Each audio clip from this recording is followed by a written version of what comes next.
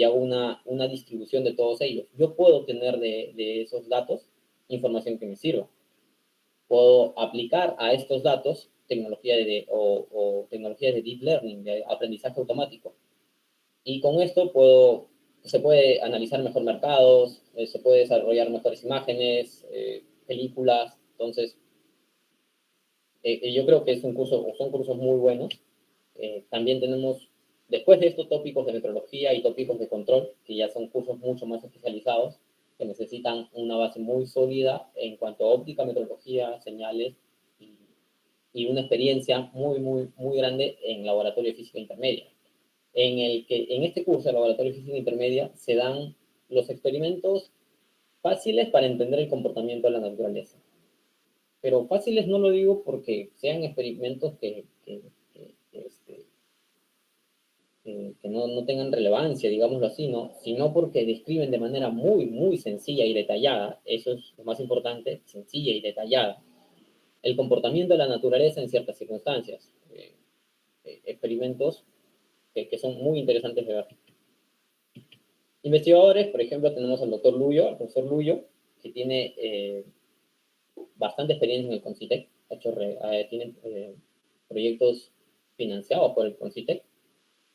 También se encarga, es especialista de hacer la microscopía de barrido electrónico en la Facultad Nacional de Ingeniería, en el Laboratorio de Ciencias. También tuve la oportunidad de asistir a un laboratorio con él y me parece un trabajo muy interesante, por el cual me inspiré a llevar un curso de microscopía electrónica. Así que tenemos muchas oportunidades, muchas puertas se abren al ver todas estas ramas, así que, y vemos las interconexiones que hay en ellas. Así que, por ahora creo que estamos bien en la carrera, o sea, estamos bien con los cursos que estamos aprendiendo, y bueno, las instituciones que están en colaboración en esta área de metrología son el INACAL, el Instituto Nacional de Calidad, y el IPEN. En estas dos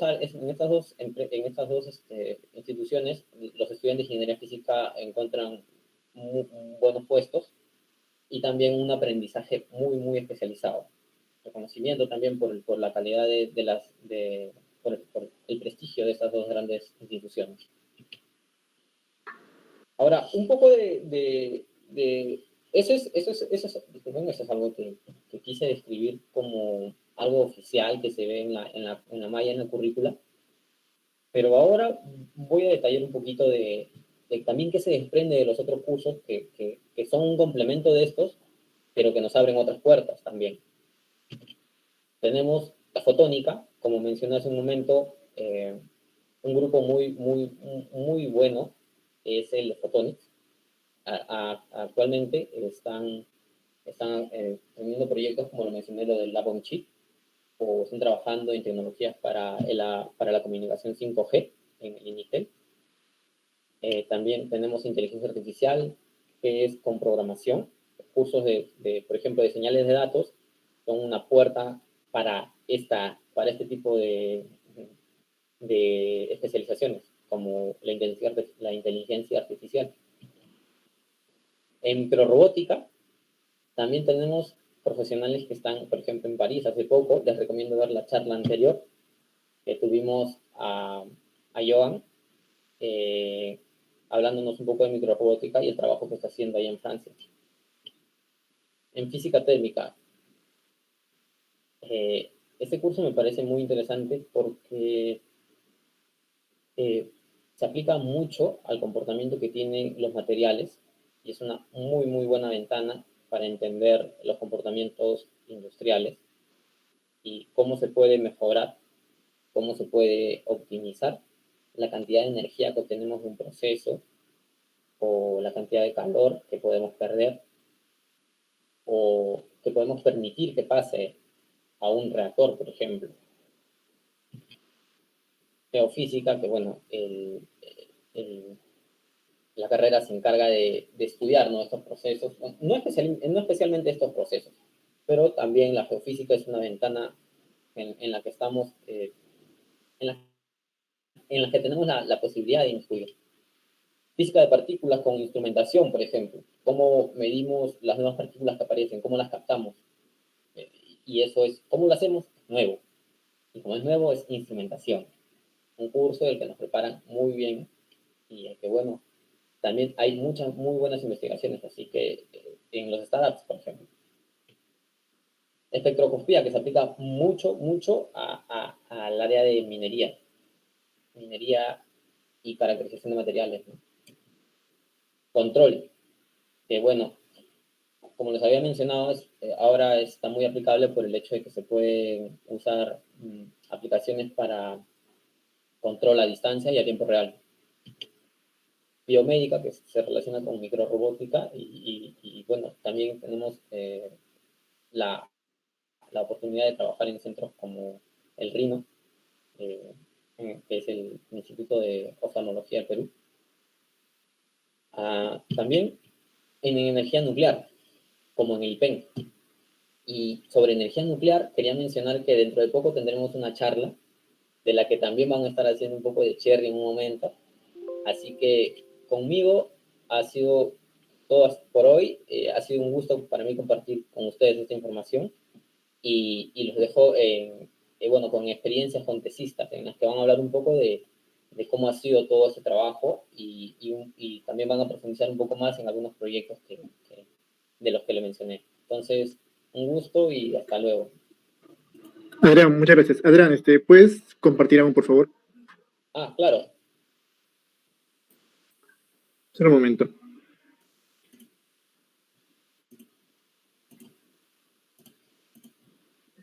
Ya. Bien, gracias. Por favor, expándelo en la parte 3 y ahí vamos a avanzar un poco.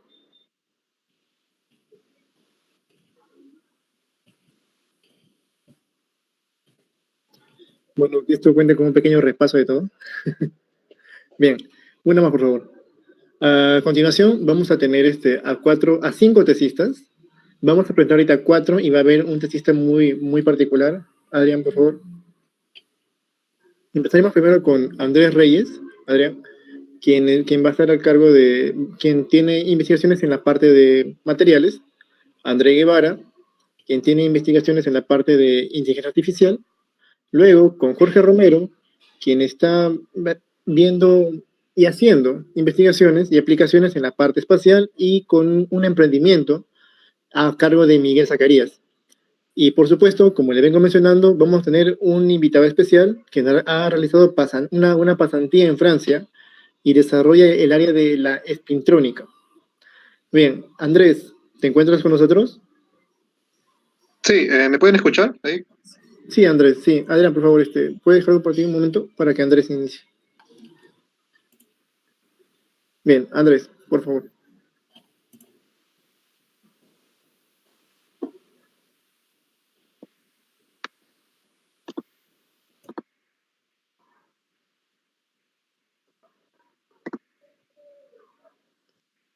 Ok, creo que ahí lo pueden ver, ¿no?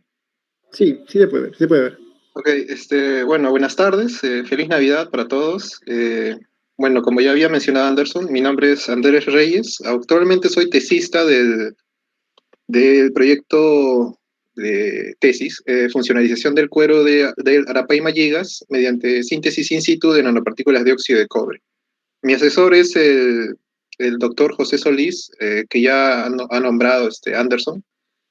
Y bueno, antes de empezar propiamente, como ya habían mencionado, este es un proyecto que sí encajaría dentro del marco de la rama de la ciencia de los materiales y nanopartículas, ¿no? Una de las razones por las que elegí este tema de tesis es porque me interesaba bastante el tipo de actividad que produce una nanopartícula frente a diversos tipos de patógenos, ¿no? En este caso, en el caso particular que vivimos hoy en día frente al COVID-19, cobra suma relevancia, ¿no? Tener materiales con propiedades antivirales y antimicrobianas, ¿no? Es por eso que me interesó mucho este tema, el de las nanopartículas. Y bueno, ya hablando un poco de más, este tema nació en el 2019, ¿no? Supuestamente ya debería de haber acabado, pero debido al COVID no se pudo, no hubo la celeridad que normalmente habría, ¿no?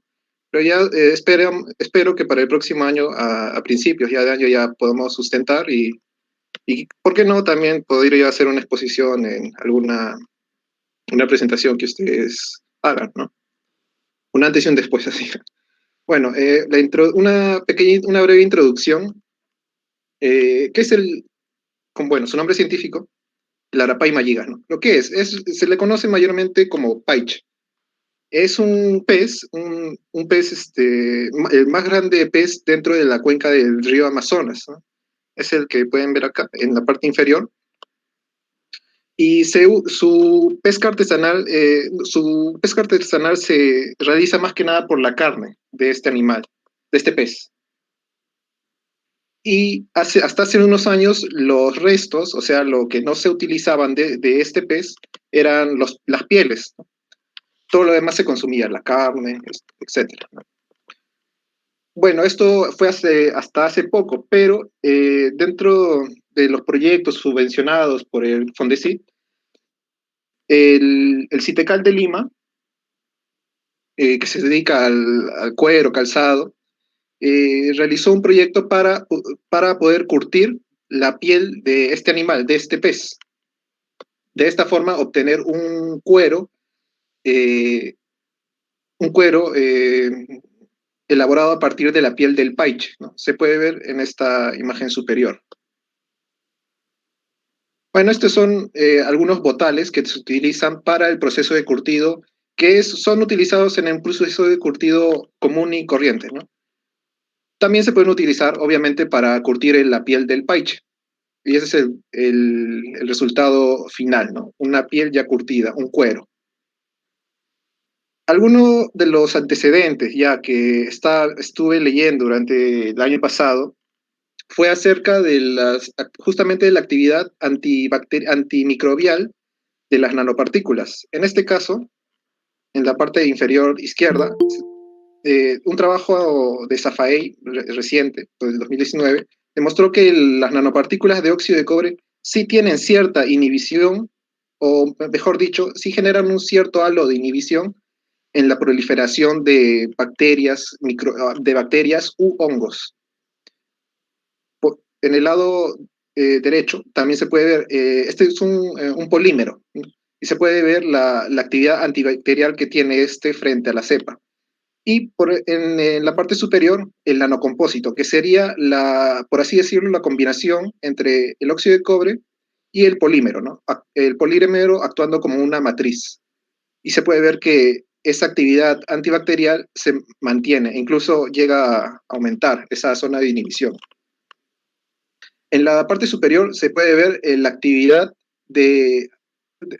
fúngica del Aspergillus niger en cueros de wet blue, que son curtidos al cromo. Se puede ver que el Aspergillus niger ataca por completo este cuero, no hay actividad antibacterial. Es por eso que al principio me pareció interesante ver qué pasaría si es que aplico esta nanopartícula en este cuero, ¿no? Y ver si es que el comportamiento que ocurre en este nanocompósito puede replicarse en el cuero vacuno o cuero, en este caso, cuero de paiche. También hay algunas otras investigaciones que, como ya me había mencionado anteriormente, se han hecho en las telas, ¿no? Este ya es un trabajo realizado por el grupo de investigación que justamente ganó la subvención para los proyectos del COVID, ¿no? Contra el COVID. Y básicamente es sintetizar nanopartículas de óxido de cobre, óxido de zinc también, en telas, muestras de telas. Bueno, una de las problemáticas que se vio al inicio del trabajo, cuando comenzó este proyecto, es que no hay trabajos recientes, no habían trabajos recientes acerca del de la funcionalización de materiales y en particular del cuero utilizando nanopartículas. Y que además otro inconveniente es que el material en cuestión, el cuero de paiche, es un material novedoso y por lo tanto no tiene una norma establecida de curtido. De hecho, el cuero que se llegó a curtir fue este método de curtido fue financiado. O sea, fue financiado por un ente estatal para que se pueda llevar a cabo. Por eso es algo novedoso. Bueno, y el planteamiento del problema fue este, ¿no? ¿Cuáles serían los parámetros óptimos para la funcionalización de este cuero de paiche obtenido a partir de un curtido fenólico, que es un curtido vegetal, a diferencia de un curtido al cromo, mediante la síntesis in situ de nanopartículas de óxido de cobre? La síntesis in situ, dentro de la ciencia de los materiales, significa que el crecimiento de las nanopartículas se va a dar a partir del material, desde el material.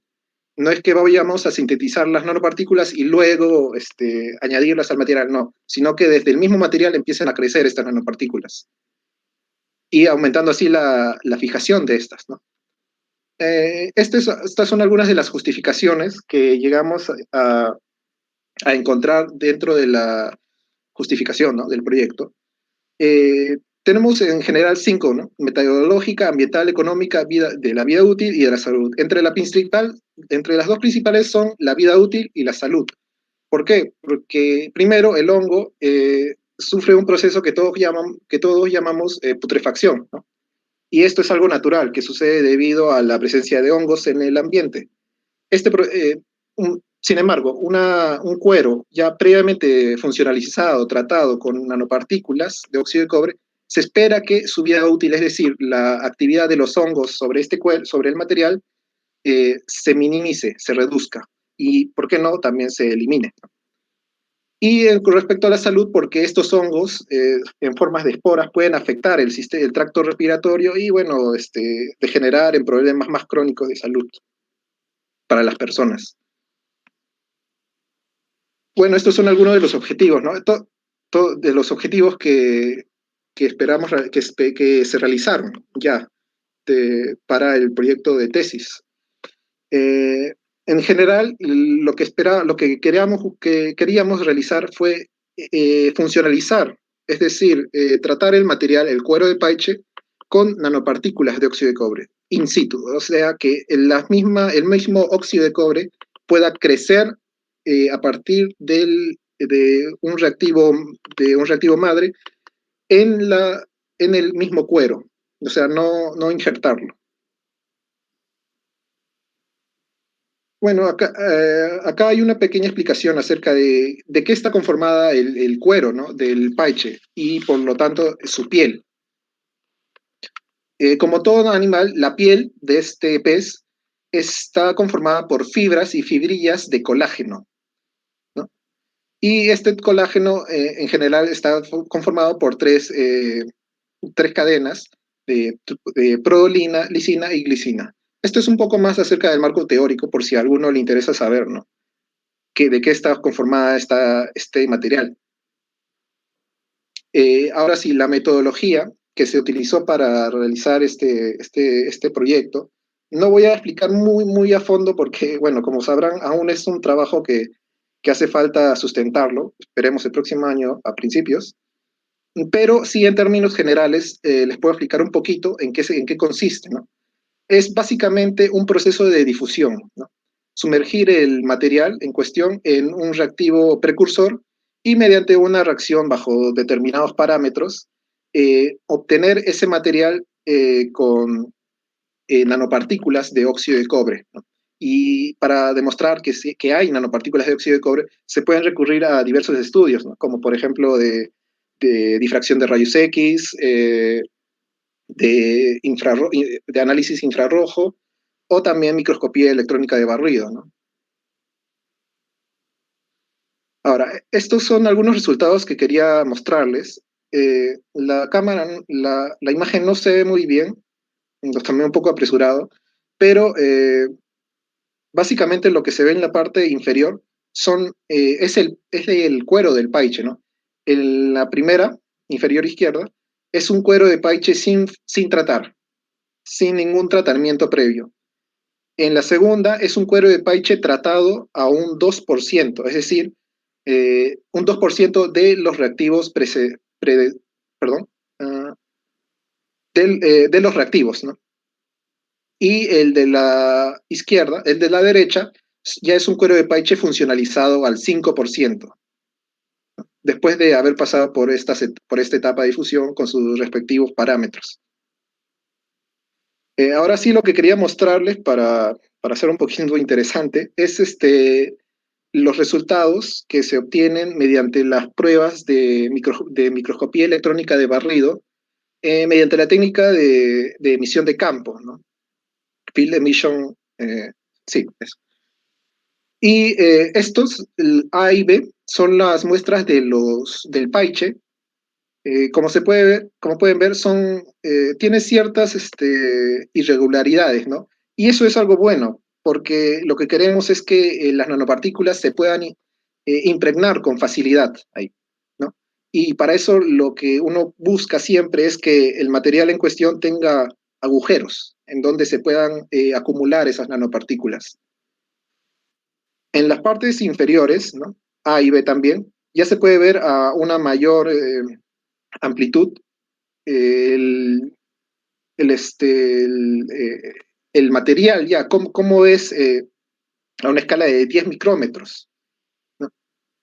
Ahora, alguno de ustedes se podría confundir y pensar que estos puntitos blancos es el óxido de cobre, pero estarían erróneos. Nosotros también inicialmente pensábamos que estos puntitos blancos que ven, no sé si se nota bien, o acá se ve bastante bien, en la parte inferior derecha, se ven unos puntos blancos bastante grandes, ¿no? Nosotros al principio creíamos que ese era el óxido de cobre, pero no era así. Eso en realidad es polvo, no es algo que se había filtrado dentro del laboratorio. Sin embargo, lo que sí nos dimos cuenta que ya realizando el análisis de EDS, que ya es un análisis elemental, ¿no? Que ya se utiliza para describir qué tipo de elementos se encuentran presentes dentro del material, nos dimos con la sorpresa de que en realidad el óxido de cobre se había impregnado en toda la fibra, no solamente en puntitos, ¿no? Sino que en toda la fibra ya se encontraba recubierto de óxido de cobre. Y eso es muy prometedor para el proyecto, porque ya significaría que hemos funcionalizado este material y que lo único que bastaría por probar es que este material cumpla con, bueno, todas las propiedades, digo, todos los controles de calidad de los cueros y que además posea una actividad antibacterial, ¿no? O sea, que presente este halo de inhibición. Hace poco enviamos unas muestras de estos cueros a Tumbes, ¿no? Para poder realizar este trabajo de para hacer el análisis antimicrobiano, perdón. Y sí, efectivamente, sí hay cierta inhibición antimicrobial en estos cueros y en estas nanopartículas, ¿no? Bueno, y estas son algunas de las conclusiones que ya fuimos llegando, que la principal es que el cuero sí se llegó a funcionalizar y que esto se demuestra por el análisis EDS, ¿no? El análisis elemental, en el que sí se encuentran cobre y oxígeno, y lo cual nos hace pensar que las nanopartículas eh, sí han crecido en el material, ¿no? Directamente. Añadiendo además que ya hemos realizado estudios de que sí comprueban la actividad antibacterial de estas nanopartículas, entonces estaríamos ya justificando, ¿no?, la tesis. Este trabajo, ya para concluir, todavía no ha sido sustentado. Ya como les había mencionado al inicio, pienso sustentarlo a inicios del próximo año ya, apenas saque el bachillerato, ya sustentar. Y bueno, eso es en realidad todo lo que quería compartir. Es un adelanto en realidad de mi trabajo. Obviamente tenemos un poquito más datos, pero que por razones que ustedes ya comprenderán, se van a sustentar ya en la, bueno, durante la sustentación de la tesis, ¿no? Muchas gracias. No sé si tendrán alguna duda acerca de esto o de cualquier, en realidad de cualquier otra cosa que ustedes consideren. Andrés, más bien, en primero, muchas gracias. Gracias por tu presentación. Y yo sí tengo una pequeña consulta, algo más relacionado quizá al tema al tema de si la formación te ha dado la facilidad para que tú puedas llevar tu tesis pues con mucha más tranquilidad. Sí, a ver, como ya había dicho, el proyecto sí encaja dentro de lo que llamamos ciencia de los materiales, ¿no? Y como todos ya deben saber, es un curso obligatorio dentro de la facultad, que lo dicta justamente el mismo doctor José Luis Solís. Y si bien es cierto, no se tratan mucho el tema de las nanopartículas, sí hay siempre cierta, ¿cómo se podría? Cierta equivalencia con respecto a los temas que sí se tratan, ¿no? Por ejemplo, recuerdo brevemente que uno de los temas que nos dictó el doctor Solís fue el crecimiento de los granos, ¿no? Dentro del tema de aleaciones metálicas. Y este crecimiento de los granos es es recontra similar al crecimiento de las nanopartículas, ¿no? Porque las nanopartículas también crecen de esa forma. Se necesitan dos iones que vendrían a ser como una semilla para esta nanopartícula, y a medida que pase el tiempo, debido a los choques entre los iones, estos empiezan a crecer. De la misma forma como un grano, en la teoría de aleaciones, en la teoría bueno, en metalografía, ¿no? Se llega a apreciar. Y sí, por eso no siempre se van a tener, no siempre te van a decir exactamente lo que vas a llegar a investigar para tu tema de tesis, pero siempre es una gran ayuda, ¿no? Está bien, Andrés. ¿Alguno de los presentes tiene alguna consulta, alguna pregunta? ¿Todo bien? Ok. Bien, bien, Andrés, muchas gracias. Esto de verdad es muy interesante y estoy seguro de que muchos aquí estaremos atentos cuando ya salga la fecha para Sí, sí, su presentación de tesis. sí, sí, los invitaré. De hecho, mañana creo que hay una sustentación de ingeniería física. Exacto. Sí, vamos Sí, a ver si es posible también transmitirla con el permiso, obviamente, de los tesistas. Está bien, gracias Andrés nuevamente. Muchas gracias. a ti, gracias. Muy bien, continuando con los tesistas y con la experiencia, vamos a tener ahora a Andrei Guevara. Andrei, ¿te encuentras por ahí? Hola, sí, aquí estoy. Bien, Andrei. Andrei, por favor, presenta. Sí, a ver. ¿Se ve? Sí, sí, Andrei. Sí, llega. Genial. Bueno, buenas tardes con todos, con todas las que estén presentes. Más o menos el trabajo que hemos realizado, o que vengo realizando en realidad, porque también es un trabajo en desarrollo, gracias, bueno, debido al tema de la pandemia, se ha dejado un poco de cosas por concluir, pero es más o menos usar herramientas de aprendizaje automático, en este caso Deep Learning, para optimizar, bueno, en este caso van a ser condiciones de síntesis de materiales, pero principalmente a películas delgadas.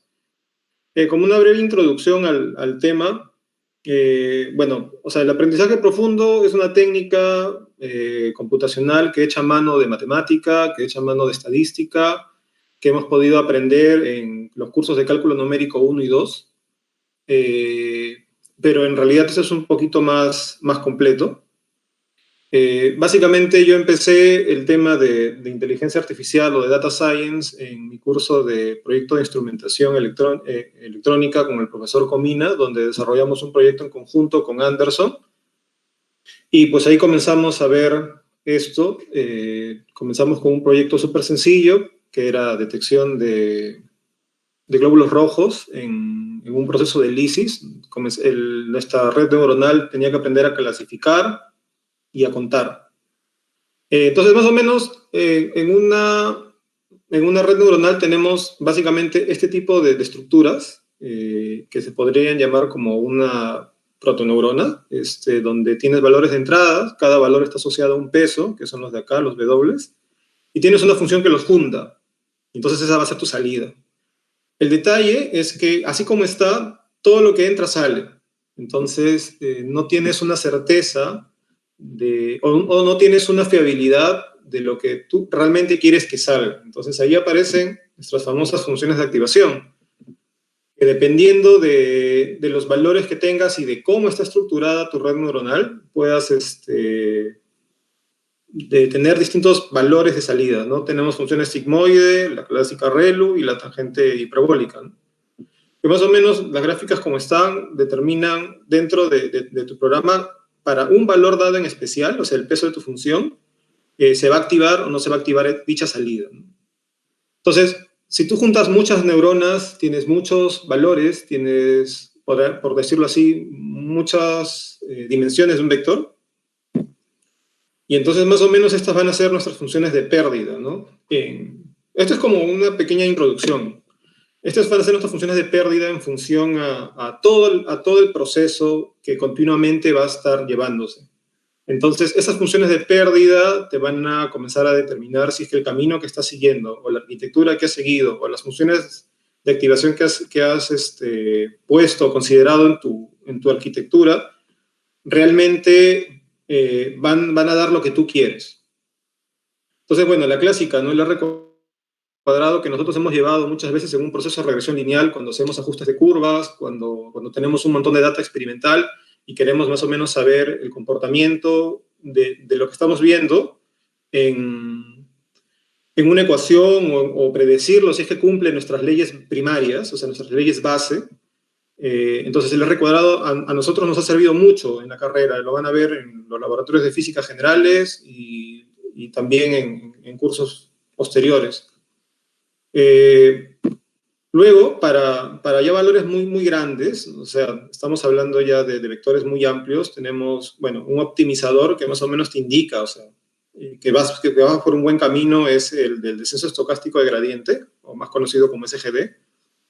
Es básicamente calcular el mejor camino, o sea, el mejor camino que minimiza tu función, ¿no? Para el cual tu valor va a ser el óptimo, ¿no? Entonces, básicamente, esta es una función que se actualiza, ¿no? O sea, cada paso vas actualizando con el anterior y así vas minimizando paso a paso tu función. Entonces, estos pasos, cada paso que va dando tu proceso de aprendizaje, depende mucho también de esta función, porque puedes sobreentrenar esta función, puedes tener parámetros por encima y no necesariamente toma el camino más idóneo.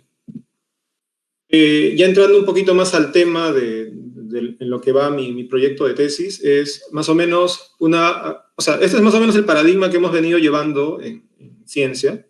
Esta es una gráfica sacada de un paper del 2016. O sea, muchos de los primeros pasos fue un valor empírico, o sea, que el fuego quemaba o que era caliente, y que luego comenzamos a tener ya funciones más específicas, ¿no? De que, por ejemplo, la variación de la energía interna, que está en función al calor y al trabajo añadido, que eso lo podemos ver en termodinámica. Luego, por ejemplo, en ciencias de materiales vemos estructuras cristalinas, propiedades de los materiales, que también está mucho relacionado con la mecánica cuántica, pero además también con la teoría, Density Functional Theory, ¿no? Que es algo que se ve como cursos posteriores, inclusive de maestría, de posgrado. Y un nuevo paradigma que aparece, bueno, en realidad no es tan nuevo. O sea, en realidad la aplicación sí, del 2000 para adelante tenemos ya algoritmos, trabajos, resultados en inteligencia artificial, Big Data o Data Science, pero los algoritmos o la teoría matemática que nos soporta todo esto ya viene desde la década de los 80. Esto es más o menos la estructura o el paso que sigue mi proceso. O sea, nosotros tenemos que tener para estos trabajos información, o sea, muchos datos, muchos valores que van a conformar tu dataset, que son los datos originales. Pueden ser teóricos, o sea, pueden estar en libros, pueden ser valores obtenidos de manera experimental. Para ello echamos mano de muchos datasets, en algunos casos gratuitos, que están en la web, y otros que, bueno, algunos son pagados, lamentablemente, pero es producto del trabajo que vienen realizando.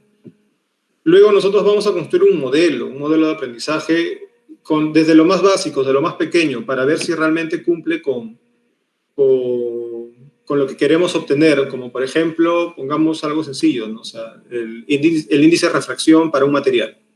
Entonces nuestro proceso de aprendizaje tiene que dar a ese valor, o sea, el más próximo, que está registrado de manera teórica.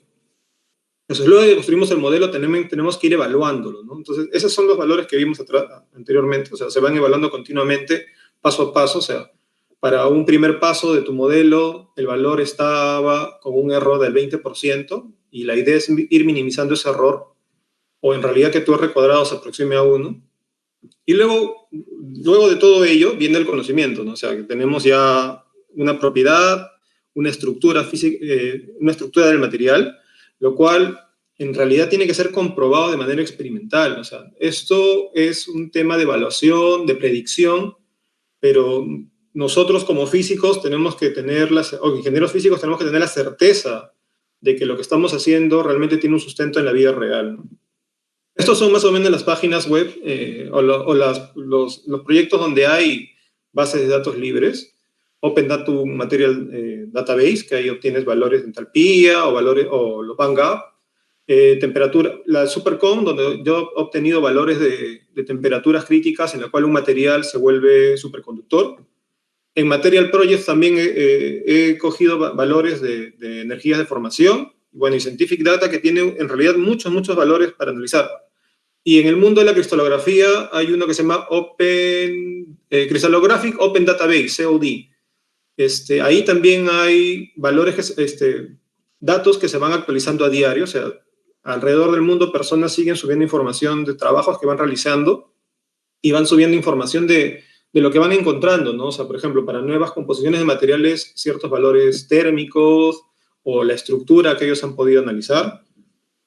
A la par, o sea, a la par de ello, hay también software que permiten, bueno, obtener propiedades del material. Uno de ellos se llama Avinit, que usa la teoría de densidad, bueno, DFT, la teoría de densidad funcional, y permite modelar también valores de manera teórica sin uso de Machine Learning o de Deep Learning, en este caso, ¿no? Esos son los datos que usé, o sea, el Van Gogh, como les mencioné, la entalpía de formación y la temperatura crítica. Esos son los valores que yo he probado en la arquitectura que armé para corroborar que esta realmente comenzaba a obtener los valores que yo que estaban en estos databases. O sea, esta red neuronal entendía el proceso, comenzaba a juntar los valores y luego son comprobados con los o sea, por decirlo, estos son mis valores teóricos y mis experimentales tendrían que estar muy próximos a ellos, ¿no? Estos son más o menos las estructuras que tenían estas bases de datos, o sea, la de Material Projects, que son las del Van Gogh, están asociados una ID que es propia de la página, o sea, el ID del material, la fórmula química y el valor del Van Gogh, ¿no? En algunos casos no los tienen, que también agregan cierta incertidumbre al proceso. Para Open Quantum Material Database, bueno, ahí estamos usando la entropía de formación y también están los valores, ¿no? Con relación a sus composiciones. Y para la de Supercom son de temperaturas críticas, ¿no? Que igual están asociados a su composición química. Entonces tenemos dos valores, en realidad, o sea, tenemos dos valores para trabajar. Tenemos el valor numérico para las distintas propiedades, o sea, y tenemos la fórmula química. Pero la fórmula química también viene de la mano con a qué está asociado cada elemento que vemos ahí, ¿no? Cada molécula. Entonces, para una computadora o para nosotros es fácil entender cómo es una estructura molecular, pero para una computadora no. Entonces, ahí echamos mano también de un algoritmo ya trabajado que usa algo que llaman descriptores, que es como un pequeño diccionario que va a ser incluido en el proceso de aprendizaje. Entonces, el descriptor convierte una molécula en una cadena binaria, ¿no? Donde para esa cadena binaria está asociada únicamente dicha molécula, ¿no? Y luego usamos otro algoritmo llamado Word2Vec, que asocia elementos en función a valores por pesos determinados y los asocia en grupos más próximos, ¿no? O sea, si ven en la gráfica, ahí tenemos dos compuestos distintos y también es un vocabulario, o sea, es un nuevo vocabulario que se adiciona como una capa de entrada. Entonces, este algoritmo también es un proceso de deep learning y entonces tiene una capa de 500 salidas, o sea, 500.000 salidas, neuronas de salidas, perdón, donde están asociadas distintas propiedades, ¿no? Ahí habla de softmax, que es una función de activación. Y más o menos el trabajo es en esta línea, o sea, asociar valores, fórmula química, pero también asociar propiedades próximas entre sí, ¿no?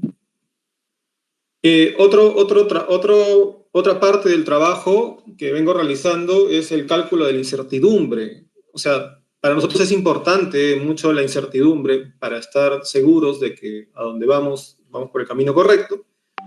Y entonces esos son más o menos los procesos o sea, son las fórmulas a las cuales yo me he apegado para el cálculo de incertidumbres. Bueno, tenemos incertidumbre aleatoria, incertidumbre epistémica, pero en estos casos también se echa mano de la lógica difusa.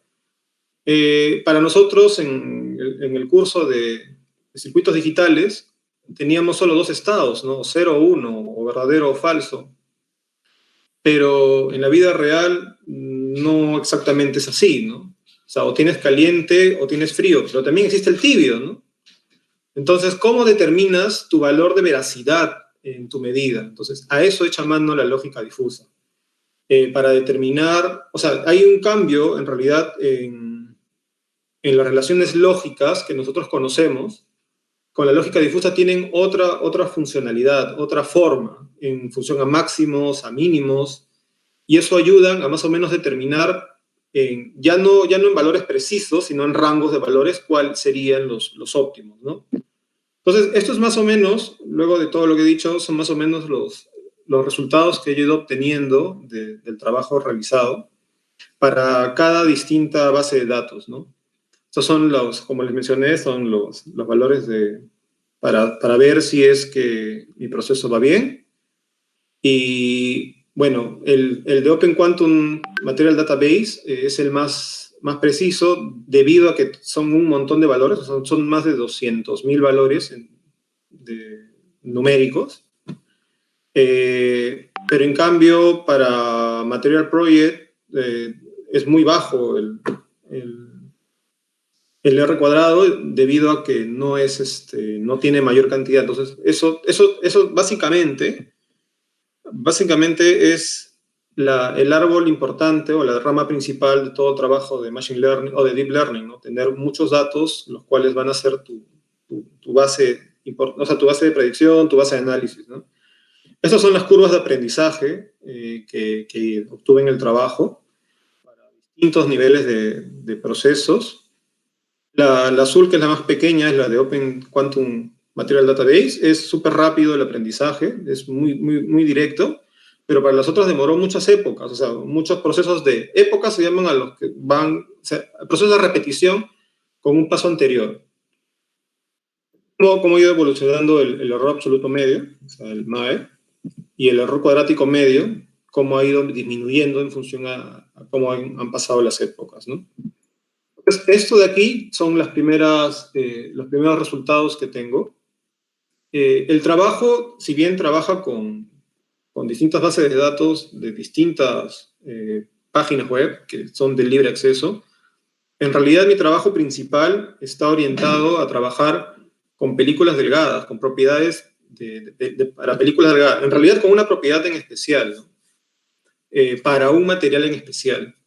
Entonces, la idea es que estos valores que vemos aquí, que son una comprobación entre el valor predicho y el valor objetivo que está propio de la base de datos, si se dan cuenta, en algunos casos hay mucha dispersión y en otros muy poca, como también se está considerando los valores de incertidumbre de cada valor obtenido. Entonces vemos que hay incertidumbre, hay bases de datos que las incertidumbres no ayudan, y para otros, como por ejemplo el de Open Quantum Esta sí nos dice, o sea, esta sí tiene menor cantidad de errores debido a la gran cantidad de datos que tiene. Entonces, el camino está por ahí, ¿no? Tener una mayor cantidad de datos, armar un nuevo database con propiedades de películas delgadas, eh, simularlo, predecirlo, y luego la segunda parte del proceso es comprobarlo de manera experimental. Entonces, como unas conclusiones, ya para cerrar, es que hemos construido en realidad un marco novedoso que es nos va a ayudar a predecir propiedades. Como vemos, las curvas de aprendizaje tienden a ser muy eficientes en medida a la mayor cantidad de valores, entonces por ahí va el camino. Y también el modelamiento de la incertidumbre también nos ayuda a determinar cuál es lo óptimo, ¿no? O sea, este proceso, o sea, esta arquitectura ya armada se puede modificar para mejorar el proceso y definitivamente construir la base de datos también es un trabajo adicional, ¿no? Que aún está en desarrollo y que debido a la pandemia el tema de obtener los valores experimentales demora, ¿no? Bueno, eso sería todo por mi parte. Igual, muchas gracias por la oportunidad. Bien, Andrei, muchas gracias. En primera, ¿alguno de los presentes tiene algún comentario o alguna consulta?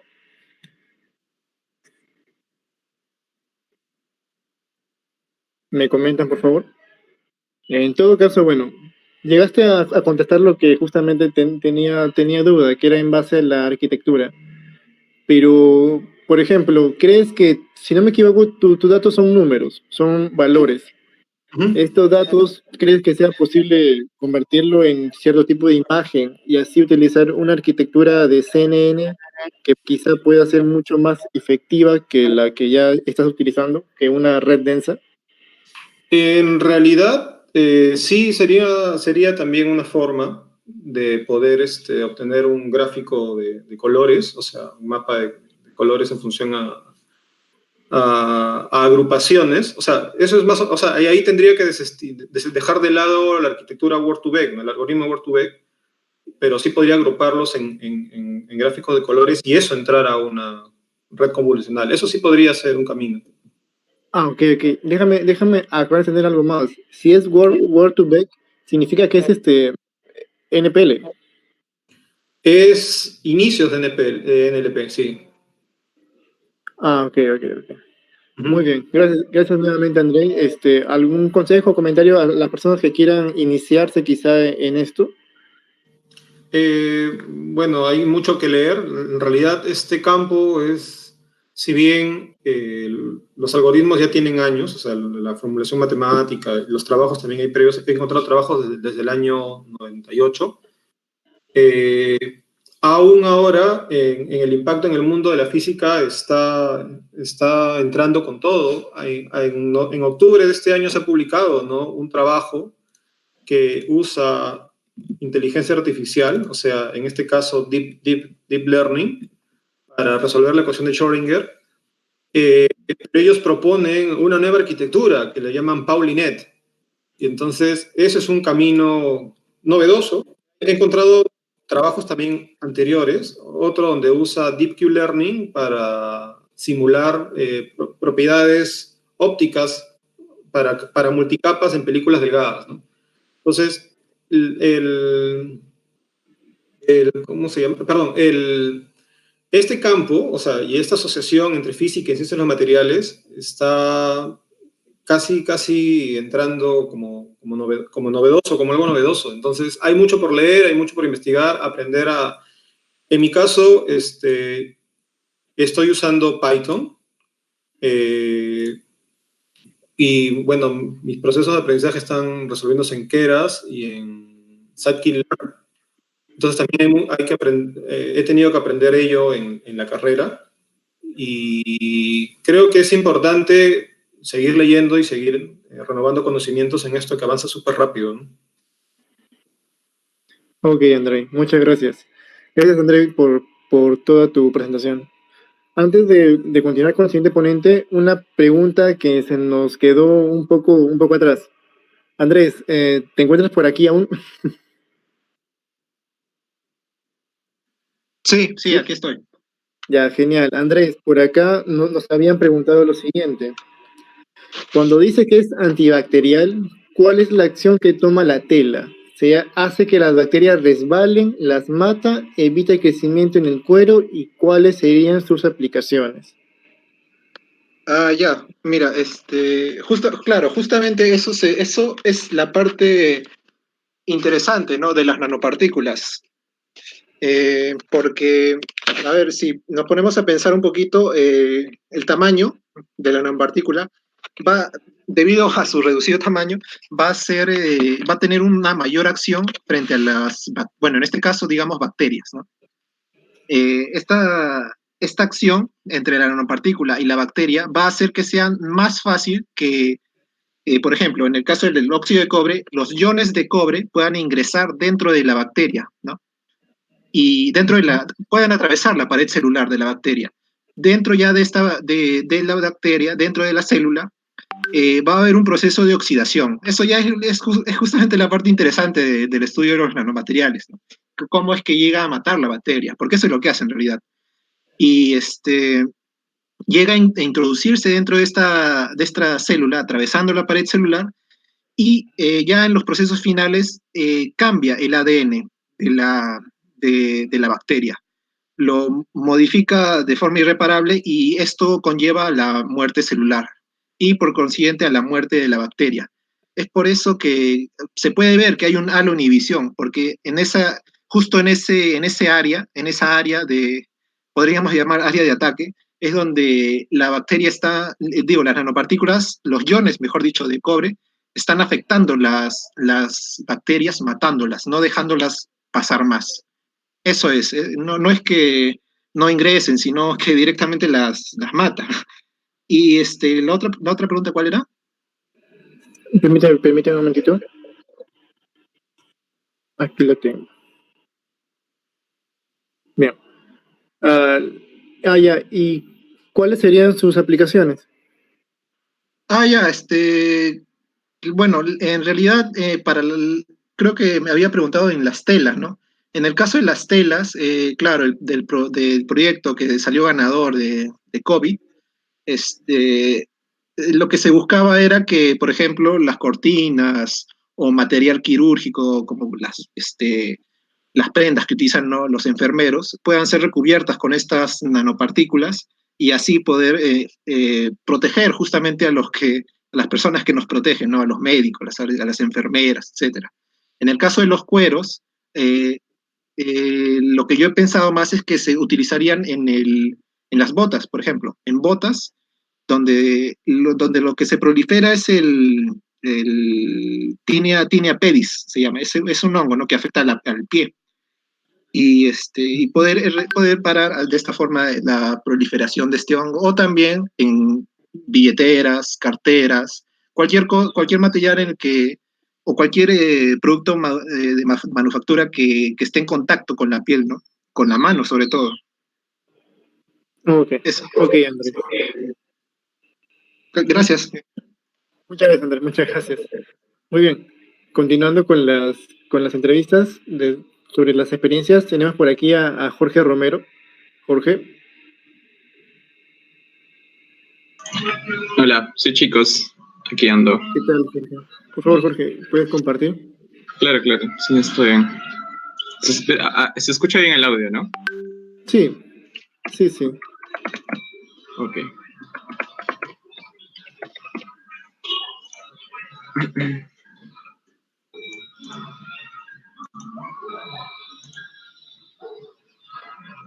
¿Nos avisa, Jorge, para poder Sí, modificar la pantalla? sí, sí. Un segundo. Estoy abriendo esto de aquí para poder empezar a compartir esto.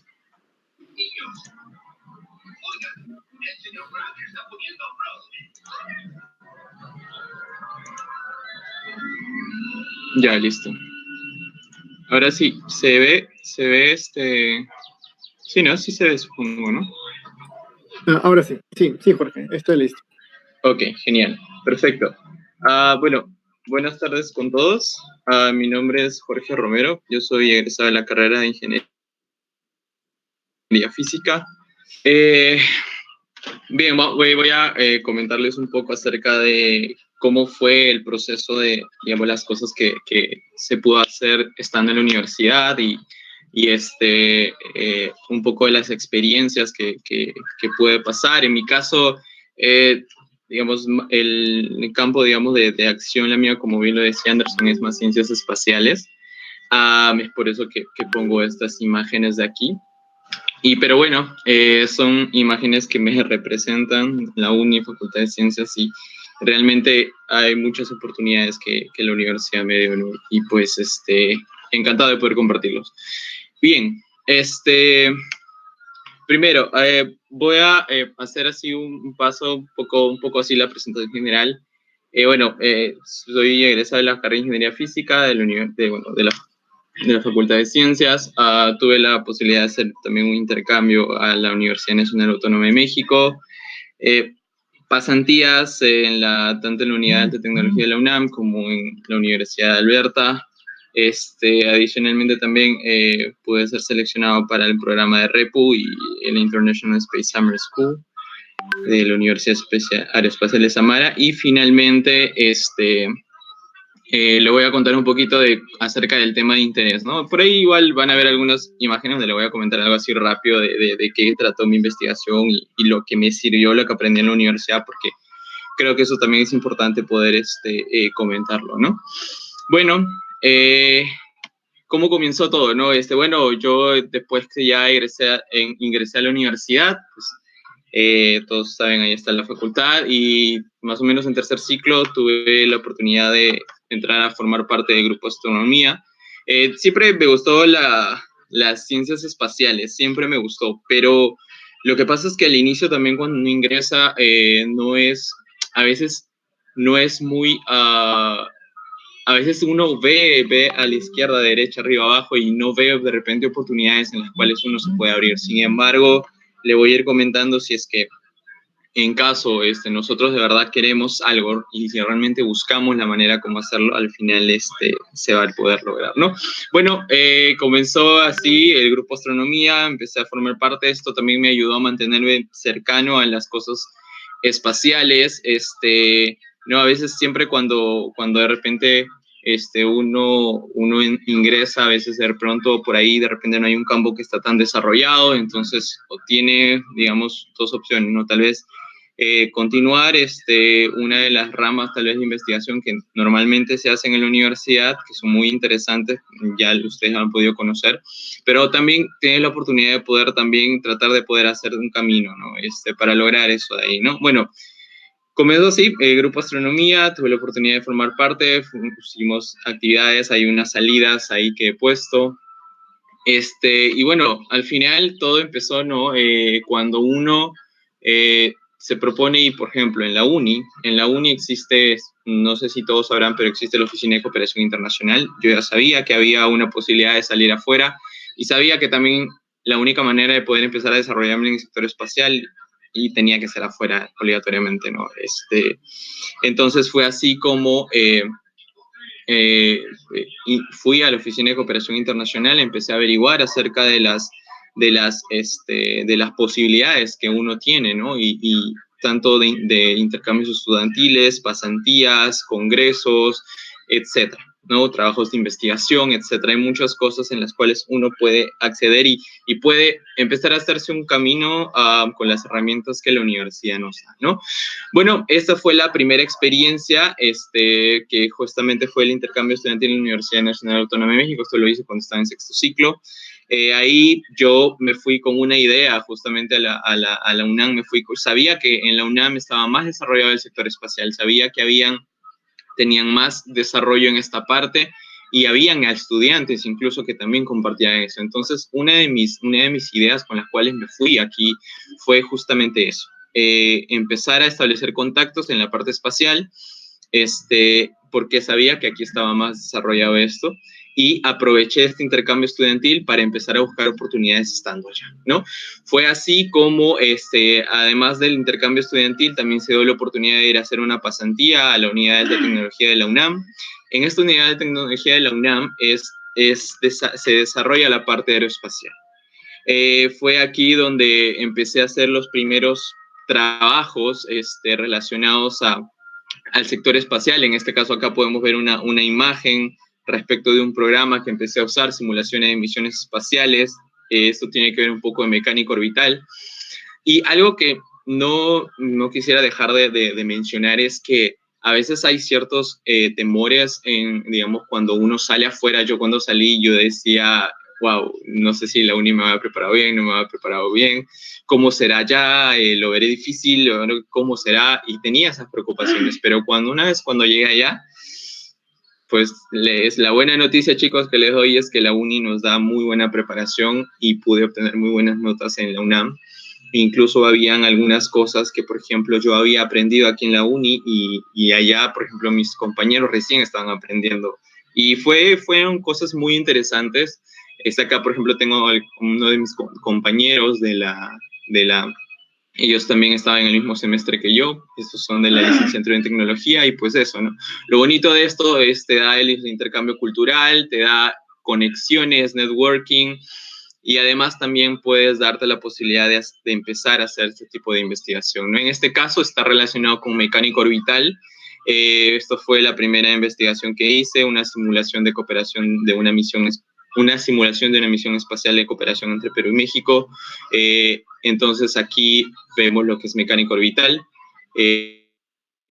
Aquí, por ejemplo, también tiene que ver también un poco con mecánica teórica también, que es el curso que también nos dan en la universidad. Por mecánica teórica, por ejemplo, algo más adelante también voy a mencionarles algo más, pero por ejemplo, algo que viene a hacer, por ejemplo, es la inercia, por ejemplo, rotaciones de cuerpos rígidos, etcétera, ¿no? Entonces, son muchas las herramientas que la uni nos da y realmente nos capacita para poder irnos a estos lugares, ¿no?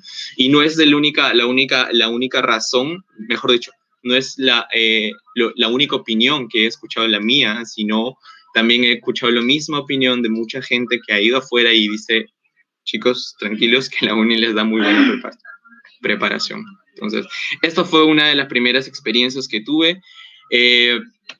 Después de ahí, de regreso, ya, digamos, con la experiencia que adquirí un poco allá en México, hubo la posibilidad de poder juntarme con chicos que también compartían el mismo gusto por el sector espacial. Entonces fue así como nos juntamos un grupo de chicos y formamos AIDA.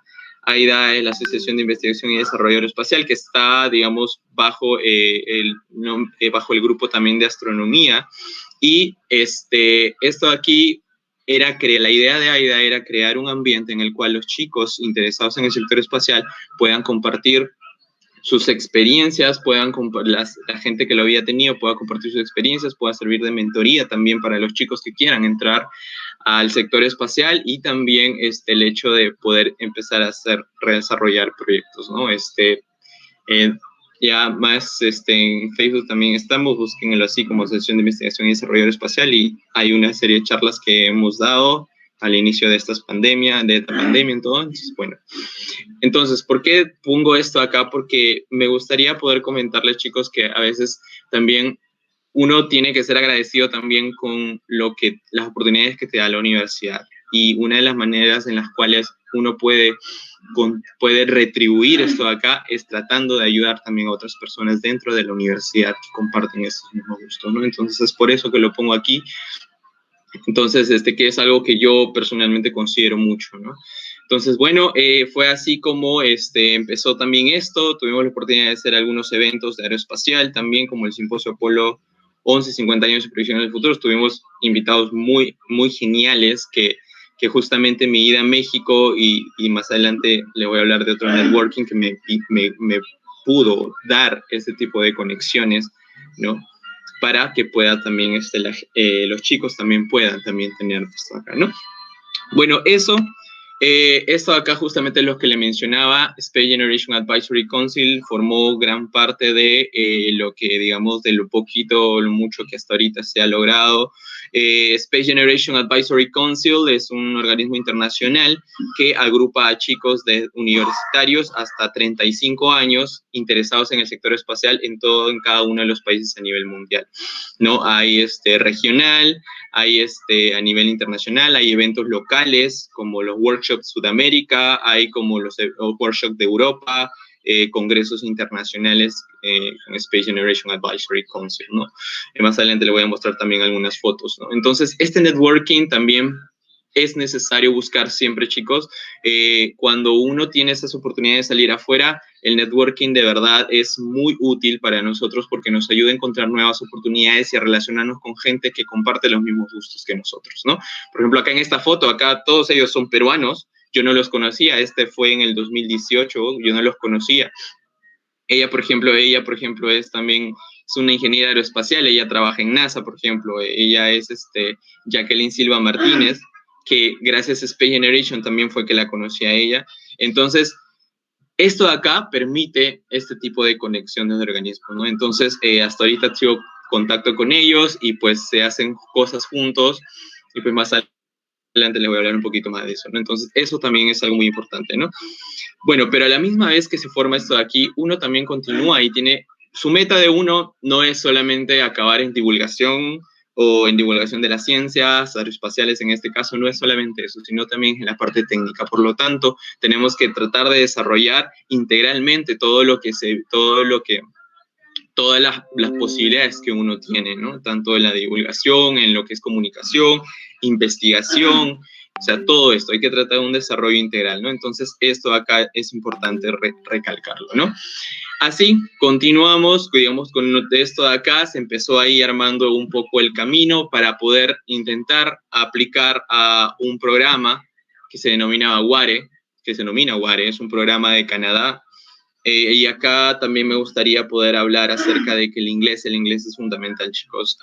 El inglés es muy importante, entonces te abre muchas oportunidades. Este programa WARE, aprovechando que todos somos de UNI, entonces, programa WARE, la Universidad de Alberta tiene convenio con la UNI. Es un programa que está abierto todos los años para ir a hacer investigación. Uno entra a la página del programa WARE y ahí uno puede encontrar diversos temas de investigación a los cuales uno puede aplicar para poder ir a hacer. Naturalmente, obviamente, uno tiene que saber el inglés, ¿no? Entonces, poco a poco así se va armando, ¿no? Esto también fue una experiencia muy bonita que me permitió también desarrollarme más en lo que es ciencias espaciales. En este caso ya fue algo más específico, que fue lo que es física espacial, que fue lo que determinó mi campo de investigación y lo que actualmente continúo. Esto de acá, por ejemplo, en esta ocasión, la Universidad de Alberta ha estado trabajando con datos de la sonda Van Allen, la sonda de NASA que lanzaron en el 2012, que justamente fue el inicio para poder estudiar el cinturón de Van Allen, ¿no? Entonces, acá, por ejemplo, tengo una pequeña gráfica en la cual tenemos aquí el espectrograma de unas ondas de Alfvén que se dan en la ionosfera, específicamente en la capa de resonancia Alfvén, ¿no? Si ustedes tienen curiosidad de esto de física espacial, busquen y ahí van a tener más información acerca de Ionospheric Alfvén Resonance. Es la región está aquí. Entonces, acá fue mi estudio, el que me centré, estuve apoyando en lo que es la evaluación, la obtención de resultados, relacionarlos tal vez con valores de campo magnético, valores con la actividad solar también. Y acá algo también muy interesante que me gustaría mencionar es el hecho de que, por ejemplo, en física espacial nosotros hacemos lo que es parte de física de plasma, ¿no? Sabemos que en plasma espacial afuera, todo el universo fuera está lleno de plasma. Entonces, el plasma, el Sol, la ionosfera, la atmósfera de otros planetas. Entonces, por ejemplo, aquí, en este caso, por ejemplo, cursos bases que sirvieron en esto de acá fueron lo que es obviamente teoría electromagnética, ¿no? cuando nosotros acá estamos hablando justamente de ondas electromagnéticas que se detectan en la cavidad de resonancia de Alfvén. Entonces, esto de acá, por ejemplo, otra cosa que también sirve para estos temas es lo que es la dinámica de fluidos. ¿Por qué esto de acá? ¿Por qué? Porque física espacial se centra en lo que es magnetohidrodinámica. Magnetohidrodinámica es una fusión entre lo que es magnetismo y la hidrodinámica. Entonces, son plasmas ionizados que tienen un comportamiento también como la hidrodinámica, ¿no? Entonces, son cursos, por ejemplo, que también llevamos en la universidad y que también son muy importantes, ¿no? Otra vez también lo bonito de esto son las oportunidades que te da, conocer nuevas cosas, nueva gente, tener otras perspectivas. Nunca había tenido oportunidad de poder conocer a gente de distintos países. Sabemos que Canadá pues, es un lugar de gente de muchos países llega. Aquí tenemos, por ejemplo, Alemania, de ascendencia china, irlandesa, Canadá, ¿no? Entonces, y bueno, peruana, ¿no? Entonces, eso, ¿no? Esto fue también una experiencia, pero a medida de cómo esto se iba avanzando, también continuó también el hecho por el networking. El networking también, como les mencionaba, es muy importante y mi relación con Space Generation continuó. Y eso me llevó justamente también a formar parte también de otros eventos. En este caso fue la International Astronautical Congress, que fue en Washington, D.C. el año pasado. Tuve la oportunidad de relacionarme con mucha gente del ámbito espacial. Aquí todos son latinoamericanos, por ejemplo. Ellos son peruanos. Ellos enseñan en la UPCH, creo me parece. Ella es la ingeniera la misma que vieron hace un rato. Ella es de la Católica, ella es de Colombia, él es de la Cayetano. Y bueno, se hace todo esto acá, es un networking muy bonito y te impulsa y te ayuda a estar siempre pendiente de el sector espacial, ¿no? Era la primera vez que llevaba un congreso donde todos los stands tenía que ver con cosas aeroespaciales. Aquí en el fondo vemos, por ejemplo, este es un alunizador. Este es un proyecto que está llevando a cabo Blue Origin, que está llevando a cabo, ¿para qué? Para las futuras misiones a la Luna, por ejemplo, ¿no? Entonces, este tipo de proyectos son los que se exponen ahí y también nos ayuda a poder avanzar y aprender mucho más. Y asimismo también es la oportunidad de presentar trabajos, papers, ¿no? Eso también es otra manera en la cual también uno puede enriquecer más también su background cuando, por ejemplo, en algún momento te toque aplicar un posgrado, ¿no? El hecho de presentar trabajos en congresos, el hecho de poder tener este tipo de experiencias afuera relacionadas al ámbito que te gusta, ¿no? Entonces, esto de aquí, ¿no? Entonces, eso también es importante y vale la pena recalcarlo para tenerlo en cuenta, ¿no? Bueno, asimismo también se continuó también la parte científica, también mencionaba la parte paralelo. En este caso tuve la oportunidad de ser seleccionado para el programa de REPU. REPU es un programa que te da la posibilidad de ir a hacer estancias de investigación a Estados Unidos y Europa en diversas universidades que son muy reconocidas a nivel mundial, ¿no? Por ejemplo, acá tenemos amigos que han tenido la oportunidad de ir, por ejemplo, a Berkeley, también a Yale, también, por ejemplo. Y esto de acá, por ejemplo, este REPU era para este año sabemos que todo esto de la pandemia también ha tomado por sorpresa a todos y también de alguna manera ha afectado, ¿no? Bueno, pero en este caso es muy probable que esto acá se posponga para el próximo año, así que ya estaré viendo para dónde tendría que ir. Y esto de acá, por ejemplo, es para plasma, por ejemplo. Cuando uno aplica REPU Physics, es para los que tienen interés, por ejemplo, en plasma, ¿no? Hay algunos que incluso llegan a REPU Physics y hacen su investigación en plasma y de pronto les gusta el plasma y ya se meten de lleno a esto. Entonces, este tipo de cosas es lo que te puede dar este tipo de programas, ¿no? Bueno, también adicionalmente, otra oportunidad también que se abrió fue lo que es la International Summer Space School, es en la Universidad de Samara, que este año también iba a ser ahora en agosto. Esta aquí completamente se canceló. Sin embargo, todavía estamos viendo cómo queda esto de acá. Pero, por ejemplo, esto de aquí también son escuelas a las que han podido acceder también chicos de la uni de otros lugares, ¿no? De otras facultades, por ejemplo, también. Entonces, una escuela que está abierta también para internacionales, para la Universidad Aeroespacial de Samara. Entonces, esto también es importante, ¿no? Es importante poder buscar este tipo de experiencias, oportunidades, ¿no? Porque poco a poco así te va dando más una base en la cual uno, acabando la universidad, uno puede tener la posibilidad de ser de igual competencia, por ejemplo, de alguien que está terminando su carrera en Estados Unidos, por ejemplo, o en otro lugar donde está más desarrollada la ciencia. No sabemos de la brecha que hay científica entre nuestro Latinoamérica y países desarrollados, pero esto de aquí se puede lograr compensar con este tipo de experiencias internacionales, presentando papers en congresos, teniendo este tipo de acercamientos, networking también con gente. Entonces, porque estos networking también te piden, pueden hacer que puedas formar parte de grupos de investigación. Por ejemplo, Space Generation tiene grupos de investigación en el sector espacial también, en el cual también hace este año, por ejemplo, uno de los chicos de AIDA, por ejemplo, logró hacer un trabajo juntamente con un grupo en el cual también lo presentó en el IAC, que este año fue virtual. Entonces, todo esto de acá te da posibilidad también, ¿no? Space Generation, ¿no?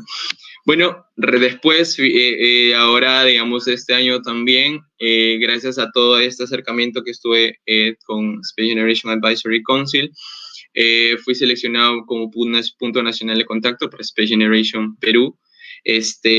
En cada país existen 2 puntos de contacto por cada país. Son aquellos que te conectan con la red de GAC y pueden darte posibilidades y saber qué cosa es lo que hay para nosotros disponible, eventos, congresos, investigación, etcétera, todo esto acá, ¿no? Entonces, esto fue también este año, fui seleccionado punto nacional de contacto. Entonces, esto también fue algo muy genial porque, pues, todo, digamos, se van viendo resultados, ¿me entienden? Entonces, encantado yo de continuar, pero sin dejar de lado también la parte de investigación, que es lo que finalmente también a nosotros nos lleva, ¿no? Lo que es la parte de ciencia, ¿no? Hacer ciencia, ¿no? Y bueno, esto acá un poquito algo así, una información respecto de lo que es aplicando al grad school. Entonces, por ejemplo, en este caso, como les mencionaba, el área en el cual, gracias a esta estancia de investigación que hice en Canadá, fue para Space Physics. Por ejemplo, estas son algunas universidades también que hay mucho desarrollo de Space Physics. Acá tenemos una figura de muchas misiones espaciales, por ejemplo, en cuanto a la Tierra. Por ejemplo, también hay misiones para Marte, por ejemplo. Entonces, todo este acercamiento te permite también estas universidades, ¿no? Entonces, la aplicación de Grad School te da un poco más de confianza para poder aplicar a este tipo de posgrados, ¿no? Ahora, el próximo año veremos lo que viene. Ya los papeles están enviados, entonces igual uno tiene que proyectarse siempre para el siguiente año qué cosa es lo que va a hacer, ¿no? Tener plan A, plan B, plan C. Entonces, continuar en Space Physics, por ejemplo, también acá en Perú, te puedes también relacionarte un poco con Space Physics, por ejemplo, en Jicamarca, el Radio Observatorio Jicamarca, donde también hacen un poco de clima espacial también, ¿no? Entonces, por ejemplo, eso, ¿no? Si ahora el trabajo actual, el que ahorita, digamos, estoy desempeñando, está relacionado justamente a física espacial. Acá, en este caso, tuve contacto con algunos advisors de la Universidad de Iowa o de la Universidad de Iowa y Colorado, por ejemplo, y pude también lograr empezar a aprender este tipo de programas. Por ejemplo, SPEDAS. SPEDAS es un programa que se usa bastante en Space Physics, especialmente en Estados Unidos, ¿no? Es un programa que también te permite, por ejemplo, acá, algo así rápido, las mediciones, por ejemplo, estas son mediciones de campo eléctrico en lo que es en la ionosfera. Tenemos esta gráfica, por ejemplo, es del 1 de enero del 2018. Esto de acá tenemos lo que es las L-shell. Las L-shell son las capas de campo magnético que, por las cuales se pasa. Nosotros sabemos que la magnetosfera tiene capas, ¿no? Entonces, cada capa es una L-shell. Entonces, la idea ahora es, la continuación del trabajo en Canadá es poder saber cómo es qué cómo es que está relacionado este campo eléctrico que se está observando en la ionosfera, en el IAR, ¿no? Cómo está relacionado, por ejemplo, con las capas L, cómo está relacionado también incluso con la actividad solar. Acá tenemos un mayor acercamiento con un espectrograma algo parecido como lo que les mencioné hace un rato, ¿no? Entonces vemos que aquí está casi claro, ¿no? Lo que es que hay algo que está pasando ahí, ¿no? Entonces, estas de acá es un espectrograma de unas ondas denominadas ondas Alfvén. Ondas Alfvén tienen también una importancia muy grande también en Space Physics. Las ondas Alfvén también son los responsables de mantener, por ejemplo, la corona solar mucho más caliente que el interior, por ejemplo, ¿no? Eso es algo que, por ejemplo, al inicio para los físicos era como que, o sea, ¿cómo es posible eso, no? Entonces, las ondas Alfvén transportan mucha cantidad de energía, está relacionado con magnetohidrodinámica. Entonces, eso también tiene mayor importancia en el ámbito de Space Physics, ¿no? Y este es el trabajo que actualmente estoy haciendo. Espero para estos siguientes 2-3 meses obtener resultados y pues intentar hacer algún tipo de publicación justamente en este campo, ¿no?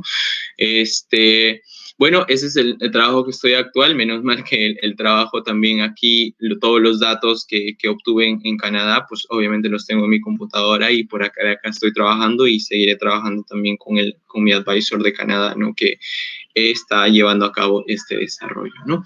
Entonces, eso ahí. Finalmente, chicos, hay alguna frase que me agrada muchísimo, que dice así, hay sueños que al comienzo nos parecen imposibles, luego improbables, y si nos comprometemos seriamente, se vuelven inevitables. Es algo muy genial, lo dijo Mahatma Gandhi.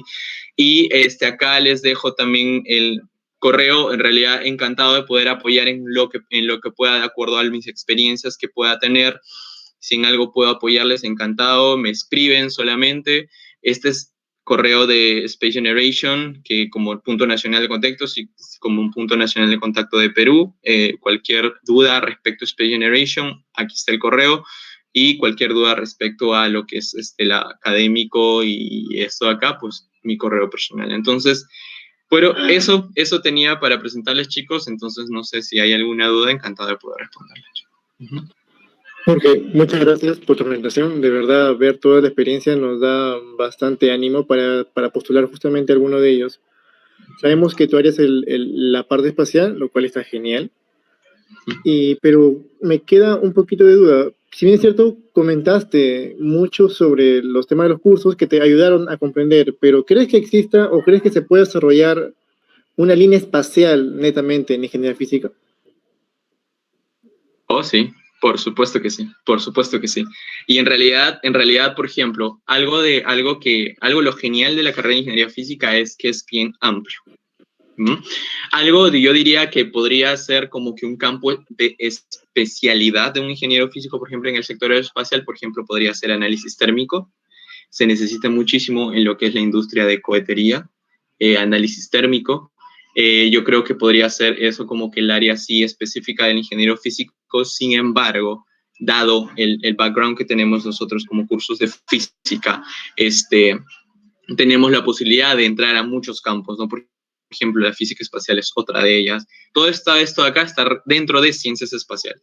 Pero dentro de ciencias espaciales hay campos a los cuales, de acuerdo a lo que uno le gusta, pues uno puede dedicarse. Eso, también la parte de lo que es mecánica, también igual, si quieren de repente hacer alguna maestría o un posgrado en aerodinámica, por ejemplo, lo que es ingeniería aeroespacial, también está excelente. En realidad, hay muchas cosas en las cuales se puede aportar, porque la industria aeroespacial es muy grande la industria espacial, y se necesita de todo. Y genial que nosotros como ingenieros físicos tenemos una amplia preparación en física, en los cuales de cada curso de física se desprende algo en ciencias espaciales, y eso es lo genial, ¿no? Así que sí, eso, ¿no? Eso. Está bien, Jorge. Muchas gracias. Bien, ¿alguno de los presentes tiene alguna consulta más? Bien.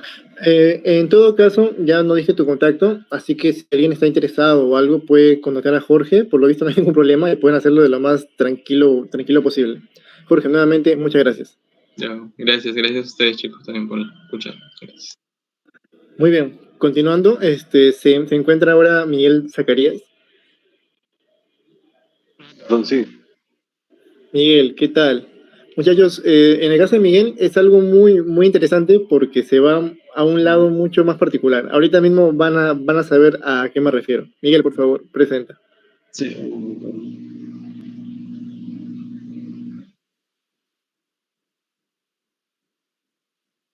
¿Lo pueden visualizar?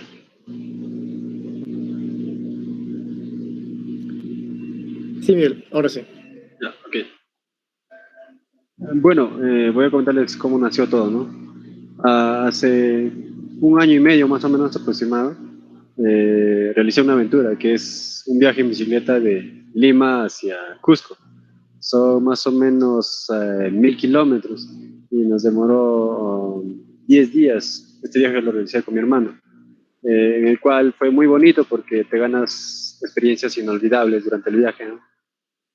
Al regresar, muchas personas, amigos, nos preguntaron qué pasó, si empezó a llover o qué hicieron cuando se pinchó la llanta, se malogró la cámara o no tenían dónde acampar, o qué comer. Diferentes preguntas. En sí, casi para todos lo teníamos la respuesta, pero por ya que en la mochila cargamos todas las herramientas, inflador y todo, diferentes artículos. Pero nuestro mayor miedo era con respecto a la bicicleta. Todo lo teníamos ahí. Pero ¿qué pasaba si nos robaban la bicicleta? ¿Qué pasaba en esos casos? Pues perdíamos todo porque hasta el dinero lo teníamos ahí. Y bueno, con esto nació eh, Ubiser. Mi nombre es Miguel Zacarías, lo voy a presentar más o menos de lo que estoy haciendo ahora. Antes de la pandemia estaba realizando mi proyecto de tesis en la universidad, pero justo cuando comenzó todo esto tenía que viajar a Huancayo y a estar con la familia. Y ahí es donde tratar de sacar qué es lo que tenía a la mano. Bueno, los conocimientos de programación. Tal vez no podía trabajar en un laboratorio ya que no contaba aquí en Huancayo, pero bueno, voy a contar un poco, ¿no?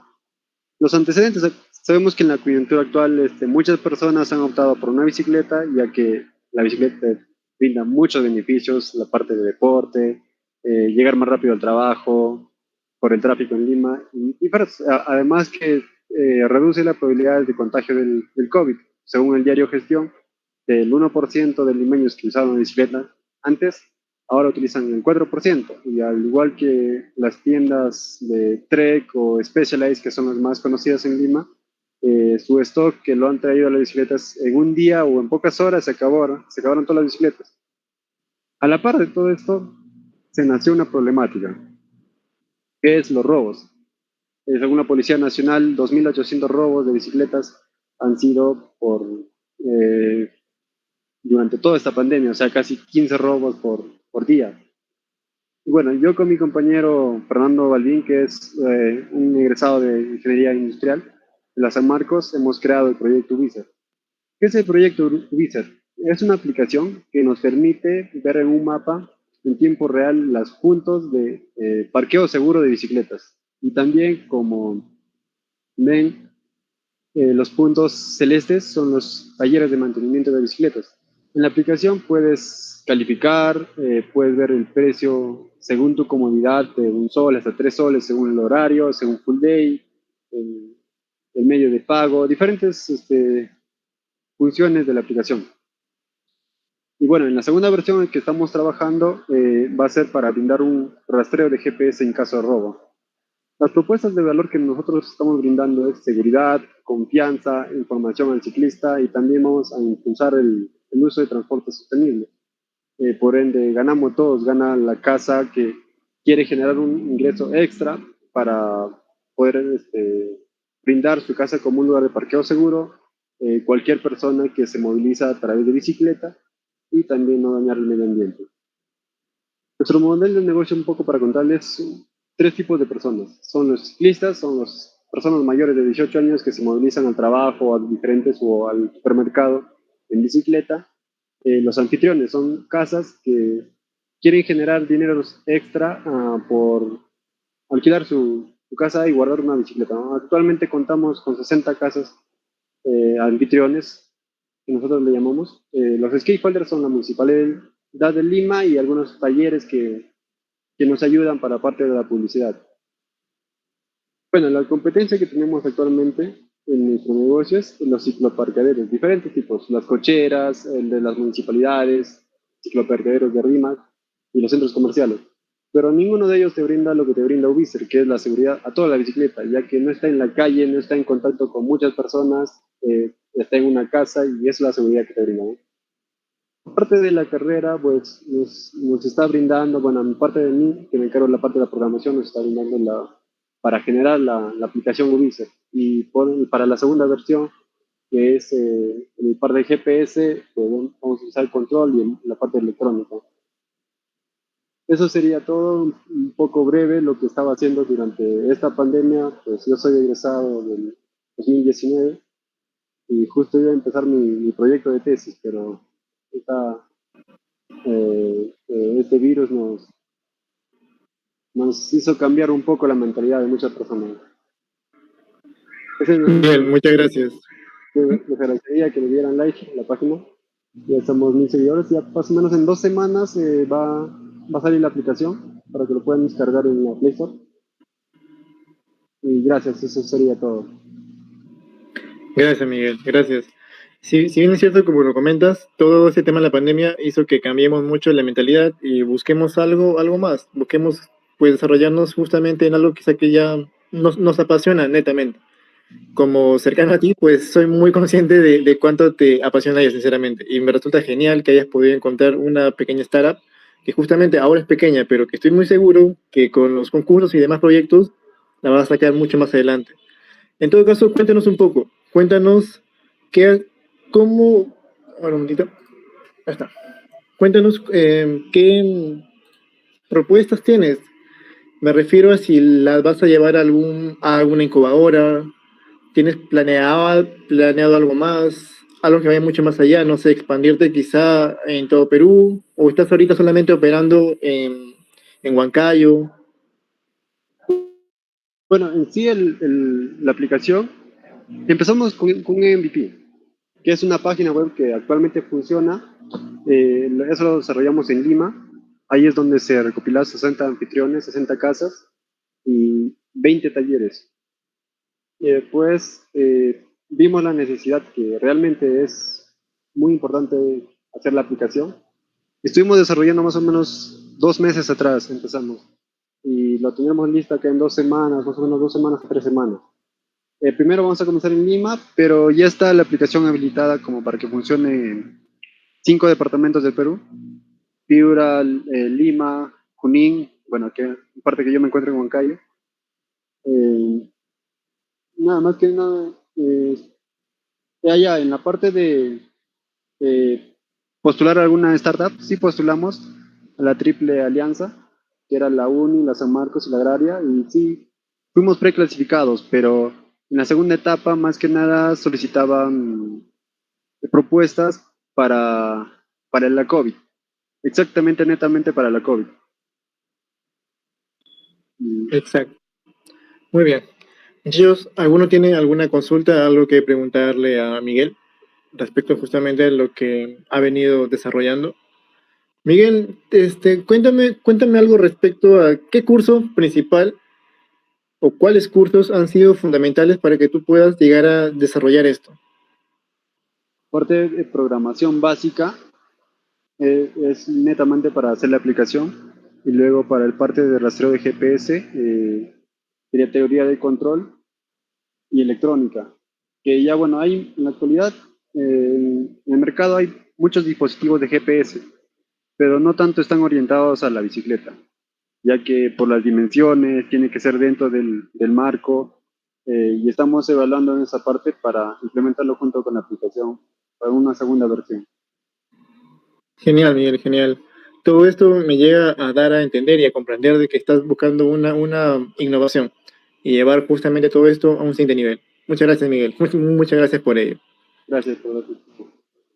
Bien, y como invitado especial y sorpresa, tenemos ahora a Aldo Arriola. Aldo, ¿te encuentras por aquí? Hola, sí, ¿se me escucha? Sí, sí, Aldo. Puedes empezar a compartir. Ok, ya, dame un segundo. Ah,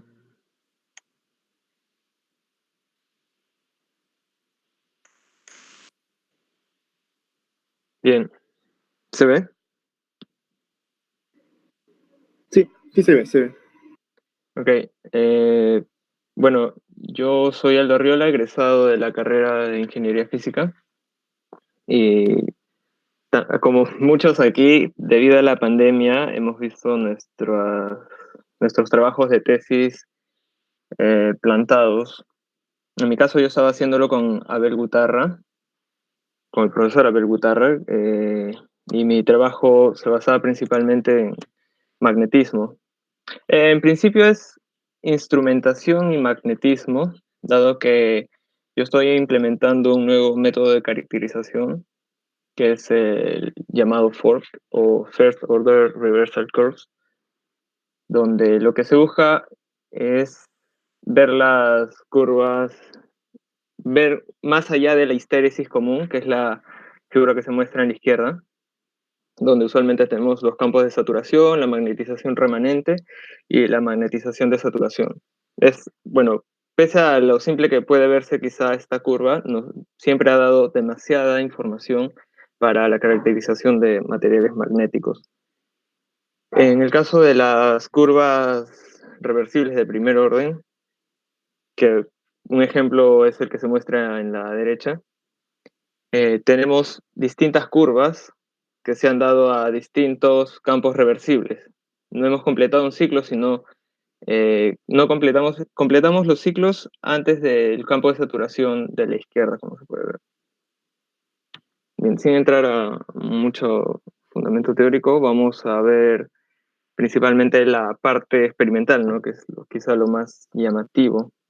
Esto que estoy mostrando ahora es el setup o el laboratorio donde llevaba a cabo lo que estaba trabajando. Se trabajó con una computadora, el magnetómetro, que son estas dos bobinas enormes que se ven, bueno, pequeñas en realidad, porque luego de mi pasantía a Francia vi que esto era pequeñísimo. Eh, y más a la derecha, perdón, tenemos lo que son las fuentes, el voltímetro, y más arriba está el lock-in, que es un amplificador, solo que no se ve en la foto. Acá hay un pequeño diagrama de todos los instrumentos que uso o he usado para ello. Tengo el magnetómetro, entre este electroimán tengo la muestra que va a vibrar. Luego tengo un transductor mecánico que va a ser el que me hace vibrar la muestra. Esta señal luego llega a un amplificador lock-in. Y bueno, esta señal se debe acá hay unas bobinas receptoras pequeñísimas que por la ley de Faraday, debido al movimiento de la muestra y al campo magnético externo al que está sometido, hay una inducción de una FEM. Bueno, tenemos el voltímetro para medir, en este caso, el voltaje con una sonda Hall. Y bueno, esos básicamente todos los instrumentos que se usan. Bueno, y un switcher que es para la comunicación con la computadora, ya que la computadora es la que ordena el trabajo de estos instrumentos. Estas son las curvas, en principio, cómo se miden. Eh, Se ha comparado con una histéresis normal, pero en este caso tenemos, digamos, distintas histerions, los llaman en algunas literaturas. Bueno, y son distintos puntos que tomamos, ¿no? Son, en este caso, miles de puntos que se miden. Y estos puntos no simplemente son medidos y ya quedan, ¿no? Hay que pasar por un proceso para obtener los diagramas finales. Estos diagramas vienen a ser la segunda derivada de nuestra distribución de puntos o de todos nuestros puntos. Para eso reordenamos nuestros puntos como se ve en la figura 6. Eh, Esto es, digamos, si nosotros lo ploteamos se vería como una superficie donde HA, HB vienen a ser los campos, distintos campos. HA es el campo donde empezamos a retroceder Y HB es el campo que medimos en el tramo desde HA hasta el campo de saturación, ¿no? Esos son los distintos HB. Bien, entonces reordenamos estos datos y calcular una derivada no es tan simple, dado que los datos son ruidosos usualmente. Entonces, lo que hacemos acá para ese cálculo es una regresión lineal. Esa regresión lineal viene dada por por esta función. Es definida ya por convención. En la literatura se encuentra así. Y bueno, si hacemos una regresión lineal, encontramos que esta segunda derivada va a ser simplemente el sexto coeficiente.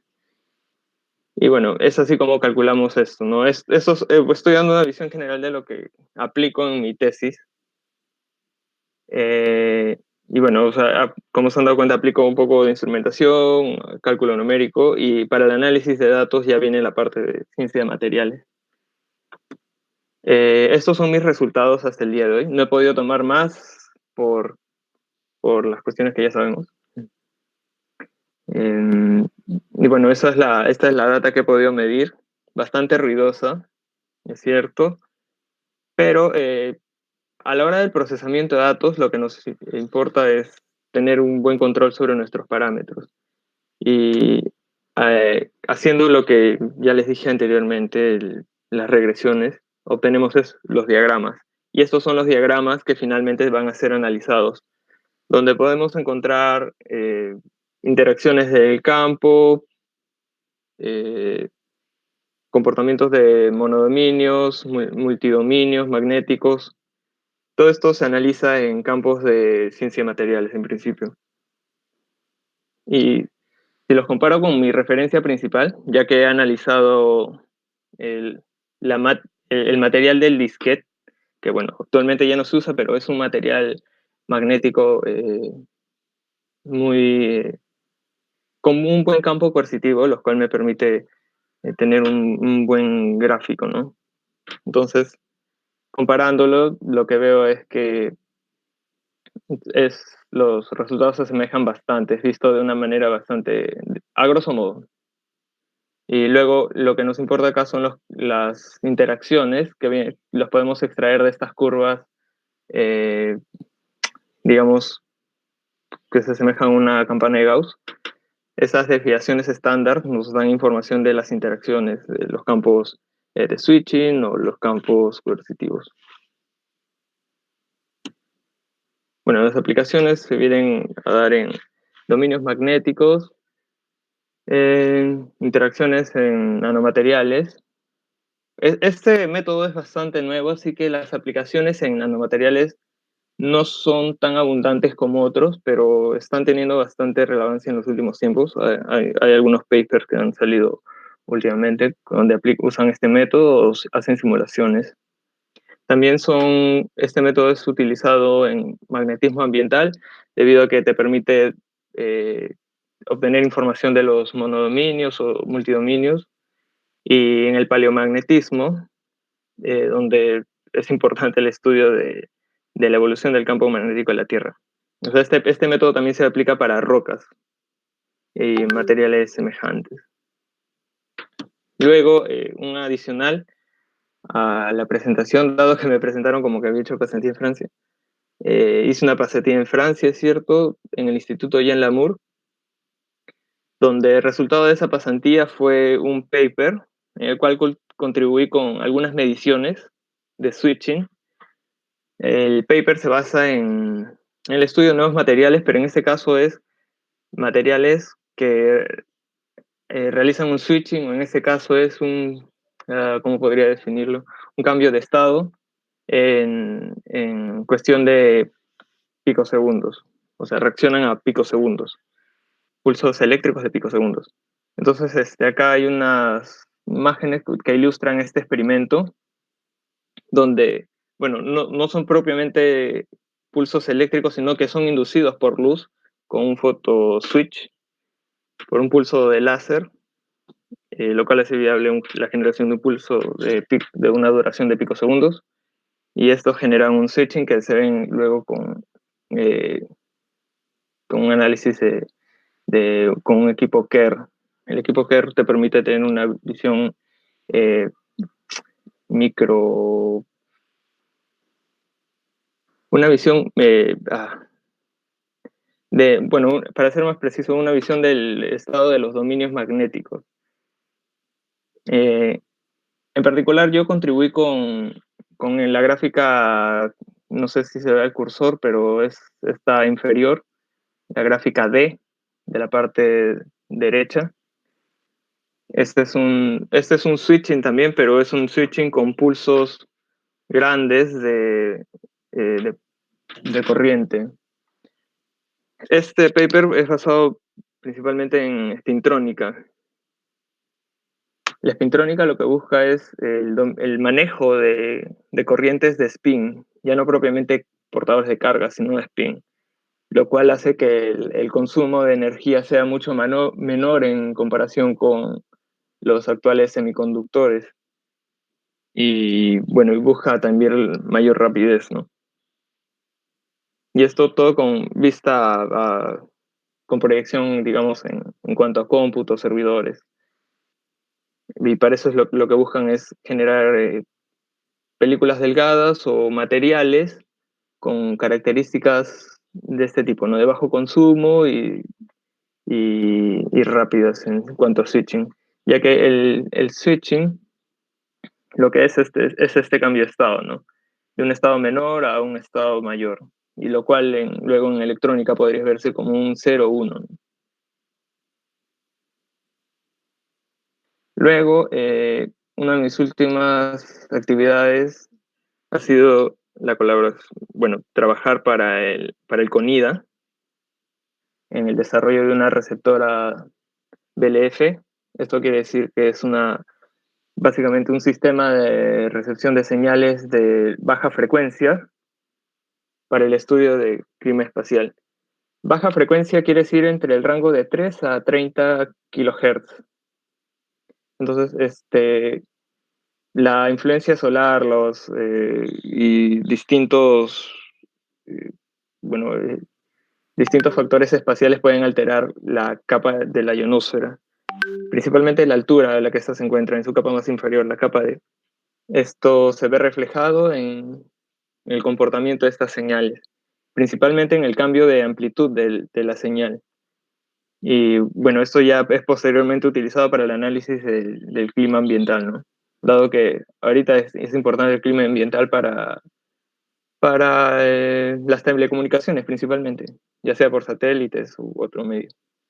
Entonces mis tareas ahí principalmente fueron el diseño de receptores BLF, en este caso de preamplificadores. Diseñé ese preamplificador que se ve acá en la parte izquierda.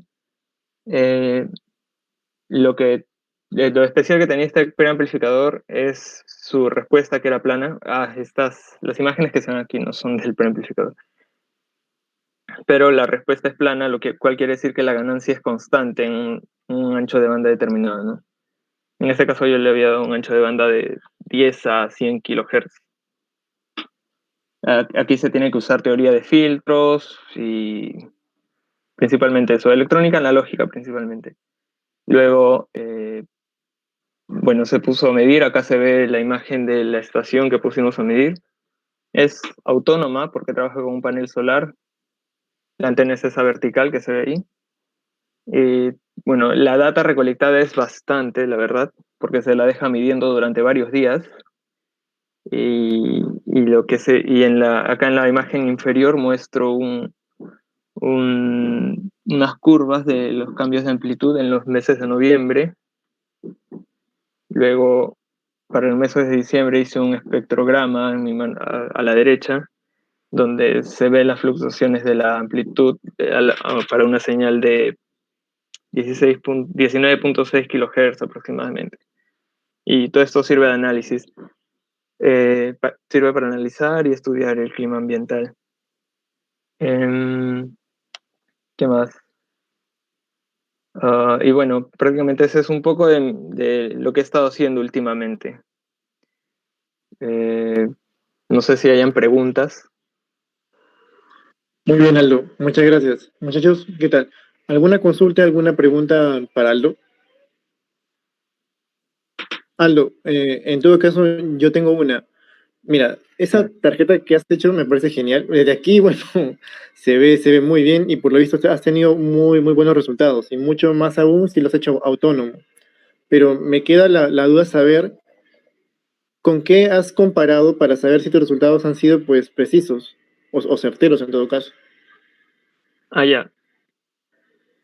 Sucede que... Uy, no había activado mi cámara. Bueno, anyway.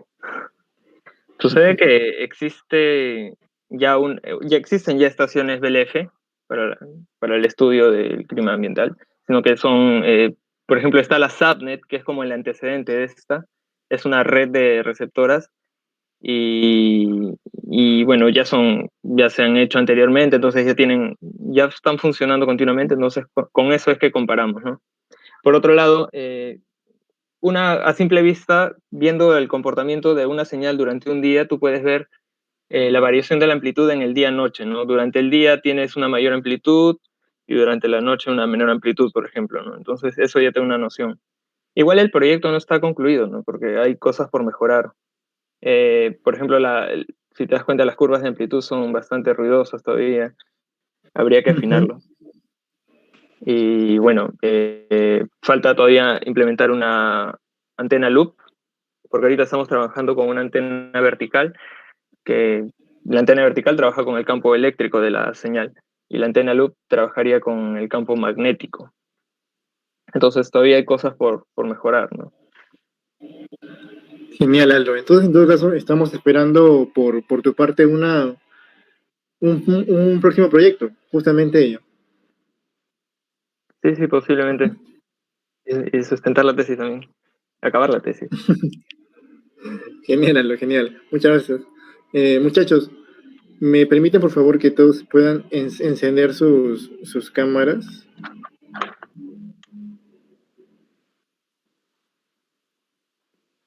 ¿Podrían?